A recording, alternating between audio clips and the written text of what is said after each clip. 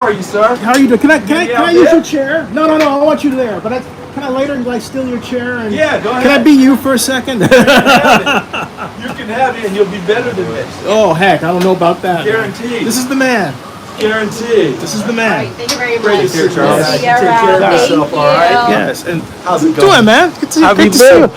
Oh boy, doing it, digging it. Oh boy, we'll I catch know. up when But this is your time. Let's have a seat because Okay, sure. Come on over here. I'm like the witch in the Wizard of Oz. I'm melting. Yeah, Like, jeez it's Louise. warm out there now. Tell me, as I said to Daniel Jeremiah, you're the genius that saw Malik Willis coming, man.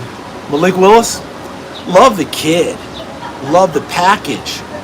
What I really like is when people were talking about, okay, if this kid's going to be the top quarterback in the draft, which he could very well be, how was he not the starter at Auburn? Yeah. And it could easily become one of those situations where everyone goes, well, they didn't give him a chance. Oh, they didn't do that. This young man owned it and said he didn't prepare the way he needed to. Thus, he was beaten out. He wouldn't make that mistake again. That's honesty. It's honesty. Yeah. It's self-evaluation. It's emotional intelligence. It really is. And it's not easy to do. And I relate to it because I'm not trying to tell my tale of woe, but when I came out of college, 12-round draft, which tells you how bad I was, I didn't get drafted. I thought I was going to. It affected me to a point where when I had a free agent opportunity, I was in shape, I was ready to go, but I wasn't ready to go. Right. You have a single-minded focus and this is what I'm going to get. I've told people that story a million times over the years. I tell it every draft when we get into the 7th round. If you don't get drafted, it's not the end of the world. Find your good opportunity and go in there ready to go. We got a lot of guys that make it that way. That reminds me of Blaine Gabbert because Tom Condon, nothing saying bad about Tom, he's very successful. Yeah. But he did what he does best. He told his client, you're going to be number one. When Blaine realized he wasn't going to be number one, you should have seen the face. I remember on the red carpet, I knew when he found out. I could see his face. He was pissed. Yeah. And I think it affected his entire trajectory. Tough. And if you don't handle it the right way, and I can't speak for Blaine, I can only speak for me, I didn't handle it the right way. I did not handle it to the point where, okay, I'll show you. Yeah. Right? Right. Well, Malik Willis did. I'll show you, okay, if this isn't the place, and nowadays it's easier to transfer and go spots. And boy, did he do it. Yeah. And he did it in a big way. There's still room for growth as a player. We know that. They're all like that. Yeah. But this kid, it's funny. I met his father in the elevator. What's he like? I'm take advantage of these 3 cameras over here. I'm switching around, folks. Hold on a second. Perfect. Okay. So move forward just a little bit. Perfect. That's much better. Yeah. So I met the old man and met Malik Willis' father in the elevator in Mobile. What's he like? Great. Just, you see, did you watch Malik's pro day? I did not. Okay, I missed it. Yeah. If you get a chance, find that tape. Yeah.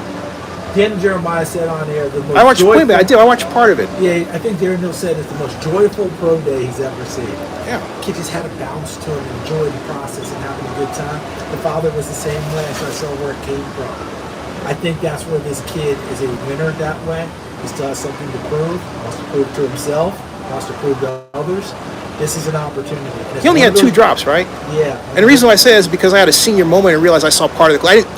I'm used to watching the whole thing, and I didn't get a chance as a result. But there was. It was a very good workout. And what's really great about the whole thing is just he's getting this opportunity when normally a quarterback from Liberty, we wouldn't be talking about this. You weren't pounding the table on him at first. You were pounding the table for Pickett, I think it was. No, Matt Corral. Matt Corral, right. In my article, I was Right. I don't know that that's going to turn out quite the way that I looked. We'll see how it goes down the road. But I love the way Corral played the game.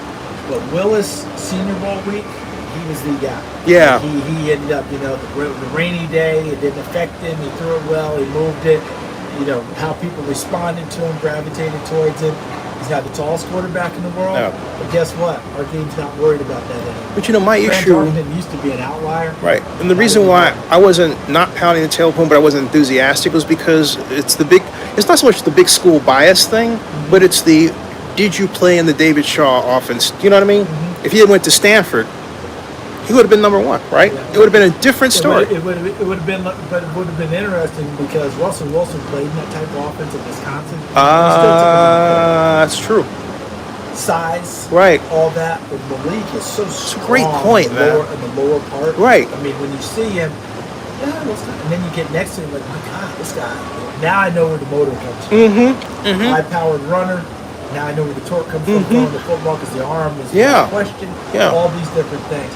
His big question mark is when people want to put the ding on him, the highest quality group that they played against, 2 games, Ole Miss, I forgot who the other one was, 0 touchdown passes, 5 interceptions. Right. Because that's my issue is that you have to get used to that speed, that reaction speed. You think you've got it. And then you go, and you know, and he was used to it, quote unquote, at Auburn, but not on a regular basis now there. But again, can he be the kid who can make the adjustment? Can he be the kid? And every college quarterback's had a couple of days. Let's evaluate the total. Yeah. But this is a year where, I've said it ad nauseum, the quarterbacks last year were highly rated. This group of quarterbacks, people like them, but they're not rated as highly as last year. Yeah. I said because I think they all have the same problem in common. That is, well, first of all, where were the championships? Right. This year Pickett won the ACC. Where's the Heisman? Right. My point is, there's that resume, that middle resume that you and I have, where we say, cha-ching! The other part is stature. Thank you. Trevor Lawrence walks in the room, he's 6'5". Yep. That's Justin right. Fields walks in the room, 6'6". he looks like a linebacker. Yep. Okay. Yeah. So you're starting to get. Zach Wilson's not a tiny guy. Tinier than the others because people were talking about his height a little bit. But these guys, there was something that they carried with them. This group, earning that. Yeah. Pickett was a big jump this year. I've been fighting with people about that because people are like, that's too big of a jump. Hold on a second. Go back and watch Joe Burrow's junior year and senior year at LSU, or last year at LSU. Look at that jump. Look at the jump Zach Wilson made. Yeah. So let's not ding this kid for making the jump. I think Zenny 62 Media's NFL drafter. You know Bill Carroll? I do. Yeah, he's on our he's been on our team for a while now. He's got. Really, you got your stock. Anyway, seriously, but he was saying that I think Pickett threw well in the snow. There's some snow game that he was talking about that really drove him toward. So They're gonna be bad days. They're going to be cold days. Going to be whatever. He's wearing the gloves. So what? Teddy Bridgewater wears it. I'm not worried about that. Right. Where did the fumbles come from? Was he? It doesn't seem to be an overwhelming. Hey, I'm really, really worried about this kid. Some people, yes, but overall, I don't think so. If you would now, shifting gears, because what I'm really obsessed about with this draft, completely different from the others, is the fact that the skill, the heat has melted my cranium. But I'm shifting. The trenches. Trench players are fast as ever. And the reason why I go with that is a theme I've been working on. I asked Coach Shaw about injuries, but my point is, are these guys so fast that it changes your scheme, what you're thinking about designing? From an offensive coordinator standpoint, if you're looking at this, how are you thinking about these guards that can run at less than 540? Excuse me, less than a 540-yard dash. Excuse me, right? It allows you to take what you've dreamed about on paper and actually put it on use. Yeah. Well said. You couldn't do before. Yeah. You can. Yeah. This year's combine, fastest combine in history. Average speed, all positions, big people, kickers, punters, 4.7, 140. Are you concerned about injuries in the future because we're getting faster and stronger? Really worried about that. Yeah. New equipment, maybe? Are we going to do all that? I just think we continue to grow and evolve.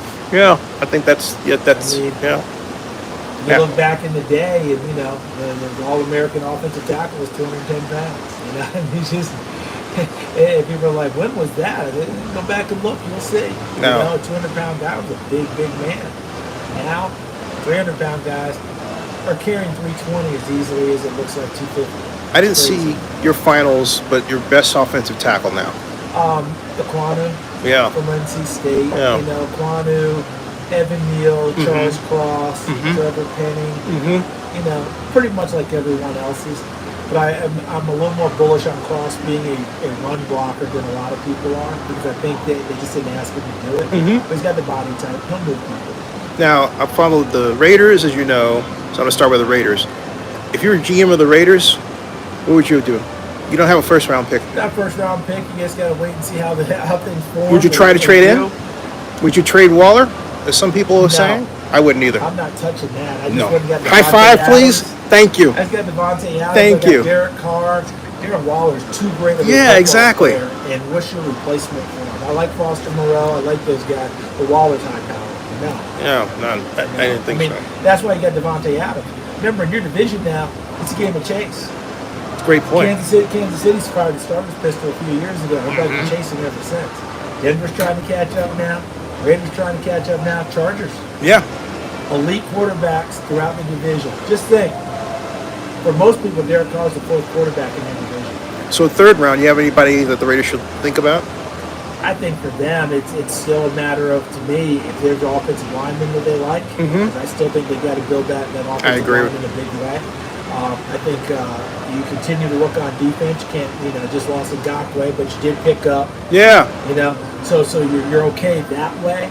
But it never hurts to have more, because in that division, the more rushers you can have, the better. And of course, the secondary continues to be a spot. I know there's been some change in Casey Hayward lab, but at the same time, more people there, especially. Now I'll ask you about the Saints and Falcons, and then we'll wrap up. Okay. Saints, I followed them, and Jameis Winston, as you know, I've been a big fan of his for years. Got 2 picks in the first round. What do you want him to do with them? Get someone over the top. Yeah. I mean, Traquan Smith's been there, but hasn't totally stepped into that role.